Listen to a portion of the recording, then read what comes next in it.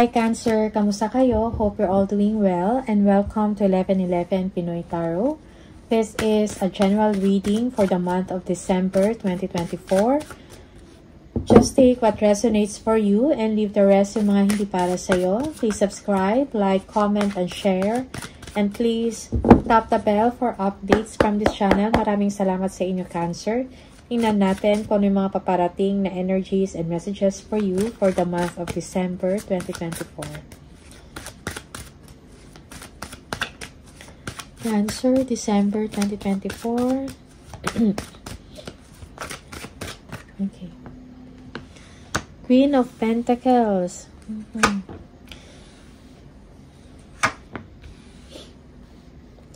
There is a desire for you to leave a situation na para hindi na makakabuti para sa inyo or hindi beneficial para sa inyo.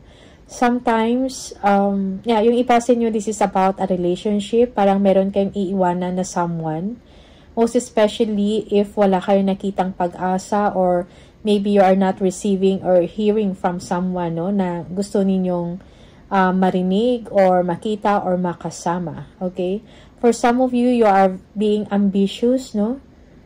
Yeah. Parang nakafocus kayo ngayon sa inyong goals, no? Monetarily or financially. Parang meron kayong gustong i-achieve, no? Meron kayong ambisyon.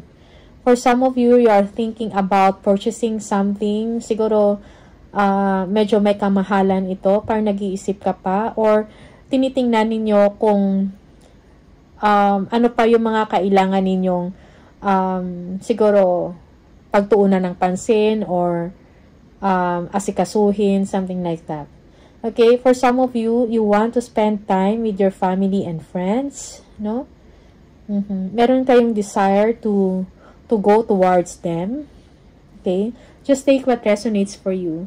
You are just waiting on something, no? Or meron kayong inaantay na isang resulta, maybe a profit or income, something like that. Yeah. Okay, for some of you, you are being solo or independent. You are financially stable and secured. Okay, you are a hardworking person. Okay. For some of you, you are someone na parang kung meron kayong negosyo or meron kayong mga creative venture or business venture, this is something na promising or lalago. Okay? Page of Swords, no? Kumukuha kayo ng mga informasyon or meron kayong minomonitor na progress. Cancer, this is about your work or a creative project or kung ano man to. Maybe online. Parang kumukuha din kayo ng mga ideas, no? Ng mga wisdom or knowledge na makakatulong sa inyo to improve, no? Kung ano yung ginagawa ninyo, okay? To improve a project, no? To improve your finances or to improve a result. Okay? You are looking forward for a celebration or togetherness, no? Yeah, with your family and friends. For some of you, with your loved ones. Okay? Yung iba sa inyo, you're leaving a partner or a person. Yes, na siguro someone na parang pinagkakatiwalaan mo or, yeah. Okay? Parang maybe you are hoping and waiting. You are hoping na magkita kayo or magsama kayo and you are, parang siguro, yung expectation, meron kang expectation from this someone. Okay? You want to hear from them. Yeah. For some of you, you are doing well sa inyong trabaho or sa inyong ginagawa. Kung meron kayong mga passion project, no, or creative project, you are doing well, no? For some of you, people are recognizing you, no? Yung galing ninyo sa inyong ginagawa or sa inyong craft. Okay, there is success. If you have doubts, no, sa sarili mo, magkakaroon yan ng solusyon or mareresolbahan. Okay, now you are looking forward, no, na magkaroon ng stability ang inyong sitwasyon, ang inyong pamumuhay. Okay, most especially when it comes to work or when it comes to your finances. Yeah, for some of you,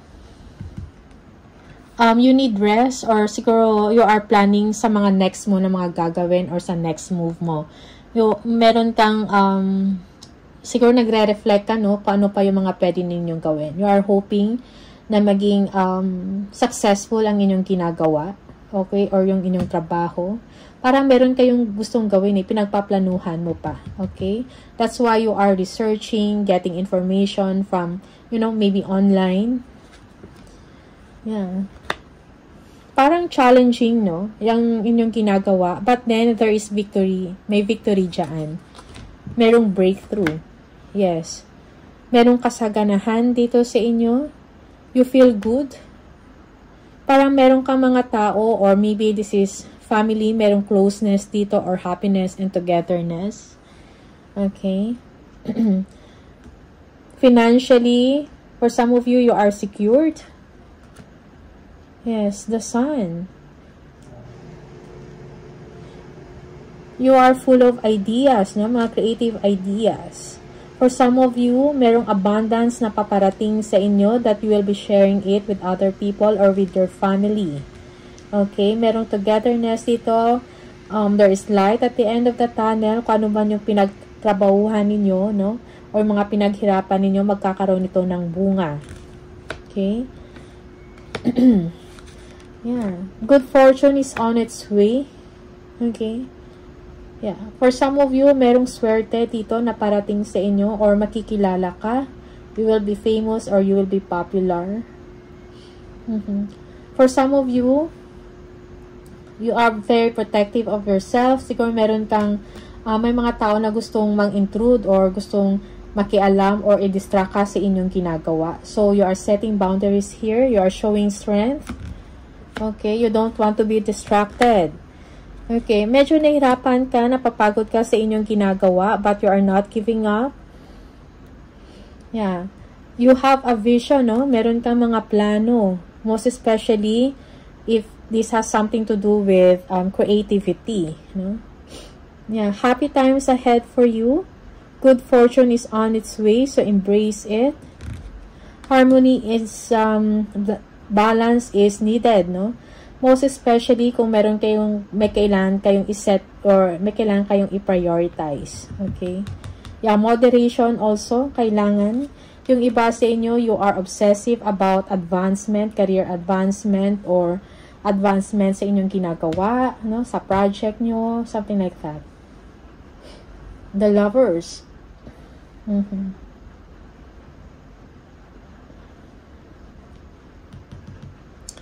Yung iba sa inyo, you are missing someone or you are expecting someone to show up. Okay? Okay. Merong obsession dito, no? Or lust. Something like that. Just take what resonates for you. You need someone here. Merong obsession or addiction dito. Okay? Maybe this is a relationship.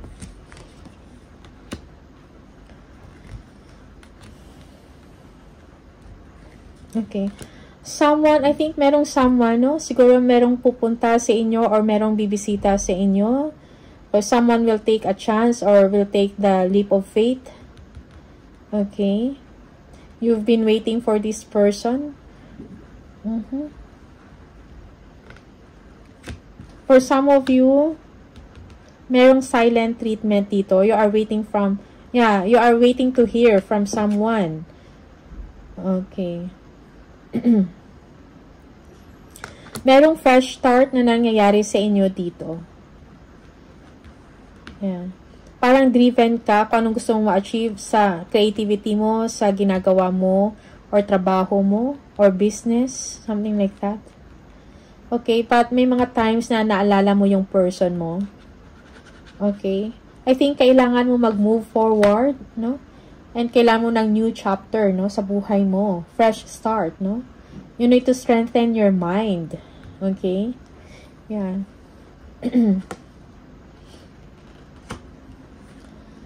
Okay. Yeah. Merong toxicity dito sa relationship, no? Or sa isang partnership. Or merong intimate relationship dito. Merong deception dito, paglilihim, pagtatago, no? Okay. So, be careful with that, no? Be careful with that, okay? Yeah.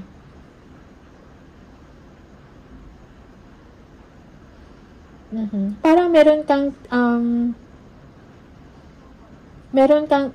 ka ding iniiwasan dito. Okay? Change. For some of you, okay, parang lumalawak ang inyong network or parang nag-expand ang inyong friends or you are thinking about joining an organization. Okay? Or, yeah, parang i-expand mo yung circle of friends mo, something like that. Okay? Meron kang pinaplano. Yung iba sa inyo parang gusto nyo magbiyahe, pero nasa preparation stage pa lang or nagpre-prepare pa lang kayo, no? Nagpaplano, kumbaga. Merong disappointment dito. You miss someone, Cancer. Yeah, for some of you, nagde-daydreaming kayo over someone. Okay, you want to do something. You want to take action. No? Kung ano man to, maybe this is a person na parang gusto mong makasama. Okay, you're thinking about them. You are wishing and hoping that this person will come or magpakita sa inyo or kausapin ka, magparamdam. Okay. Yeah, for some of you, you are thinking about someone if kung seryoso ba sila sa inyo or kung ano yung plans nila sa inyo. Okay? Merong disappointment or kalungkutan dito. Okay? There is a conflict, no? You don't know kung ano yung motibo ng isang tao towards you. Okay? Merong conflict dito or merong wake-up call. Yeah, for some of you, merong distraction, chaos dito, or gulo. No, pero parang kailangan to so that you will be able to start fresh or to start something solid, no? Yeah. Merong also someone dito na parang magbibigay or magdadala ng good news sa inyo. Okay? About money. Yeah, for some of you, you will be receiving money. Or you will be receiving a benefit. Something like that. Okay.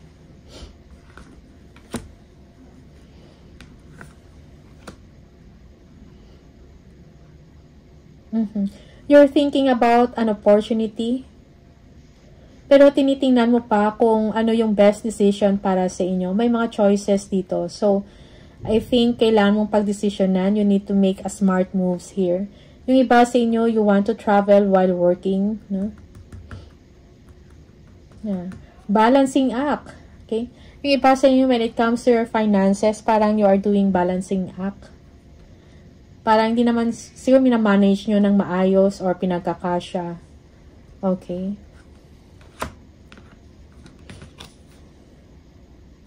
Merong fighting and arguments dito na parang hindi mo to inaasahan. Okay.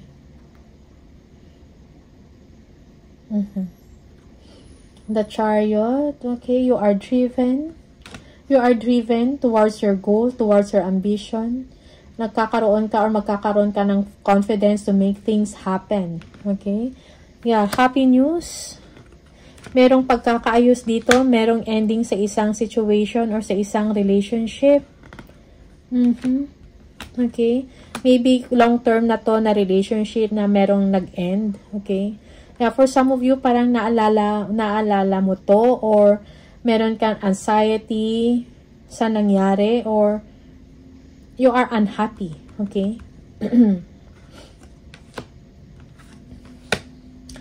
But you know, kailangan mo i-overcome, no? Kung ano man itong mga pinagdaanan ninyo, struggles, most especially when it comes, struggle mo with someone or sa isang relasyon, you are overcoming the pain, the challenges with grace, okay?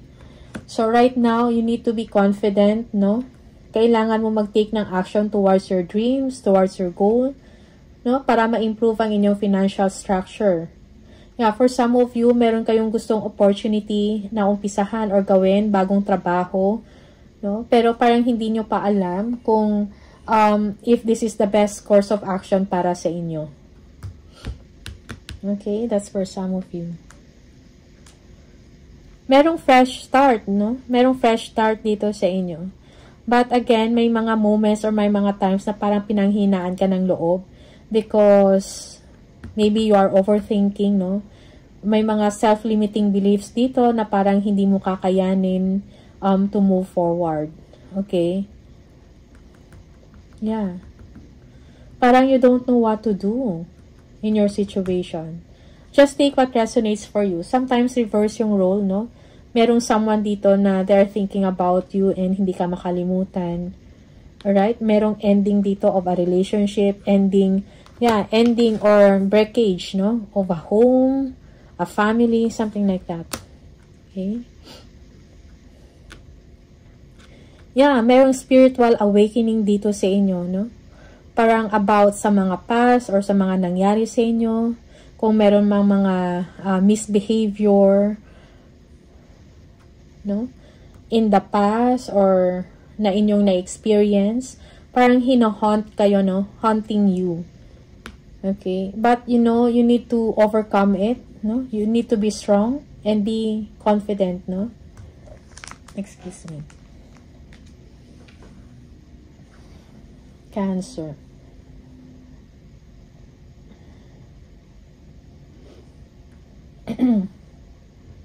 Yeah, yung iba sa inyo, you need to be logical over a situation. Parang mas pairalin mo, no? Kung ano yung mas maganda ninyong gawin and decide by your mind, not by your heart. Okay? Otherwise, most especially if this is the situation that you are in, no? Parang meron dito, parang magulo, no? Na situation, maybe a relationship to. Okay, so you need to be wise. Yeah. Yung iba sa inyo, merong panibagong buhay dito na nangyayari. But then, kailangan mo, you need to keep going, no? And pursue your dreams, kung ano man yung mga pangarap ninyo. Okay? Cancer. Meron kang kakayahan, may mga talent ka, may mga abilities ka, no? To sustain yourself. May opportunity na ino-offer sa inyo, pero medyo mabagal. Okay. But this is already for long term. Siguro meron kang gagawin, no? May mga options or choices ka. But you need to do a smarter or a wiser decision para sa sarili mo. Okay? Cancer. You might be dealing with a Taurus, Aquarius, Scorpio, Libra.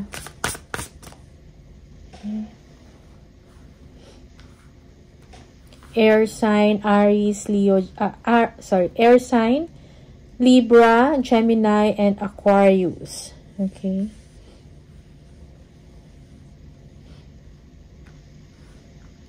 Meron din Virgo, Leo, Sagittarius. Okay. Cancer. More message for Cancer, please. Sweet success. It is not difficult to get everything you want and enjoy it. Get what you want. Okay, so get what you want, no? As I've said, meron kang kakayahan. You have the abilities and the skills, no? Para maabot mo yung pangarap mo. Kailan mo lang siguro ng confidence sa sarili and action. No? Merong spiritual work. Open your heart to a spiritual career and heal the human heart. You are a light worker. Yeah, for some of you, you are spiritually gifted, no? You are a light worker. Para nakakatulong ka, enlighten sa mga tao. Okay, one more. Opportunity. New job opportunities, change of workplace or business trip. Change is coming just in time. So, change is coming, no? Just in time. Like, may mga bagong opportunity, bagong trabaho siguro to sa inyo na paparating. No? Yeah, yung iba sa inyo, you're going to change a workplace or meron kayong biyahe. Meron kang important achievement, Cancer. So, again, focus, no, sa goals, sa mga achievements mo. Okay. Additional message for Cancer. We have abundance mindset. If you think of your abundance as something that happens in the future, then it will always be one day away from you. See, feel, think, and speak of abundance as something you already have in the present moment. And that is what you will experience. Okay? So, kailangan meron kang abundance mindset, no? Yeah. Parang isipin mo or i-claim mo na may darating na abundance sa inyo. Okay? And you will receive it. You will experience it. Okay. One more for Cancer.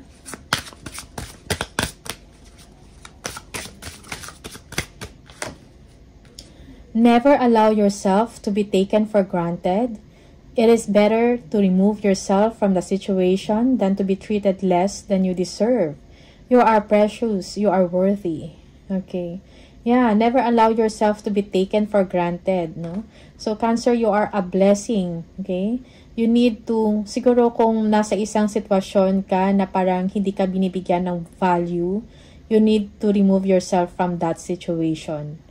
Okay? Because hindi mo deserve na to be treated less. Alright? So, you are worthy. Know your worth, Cancer. Alright? So, these are the messages for you. Maraming salamat sa inyo, Cancer. All the best and see you on the next video. Bye!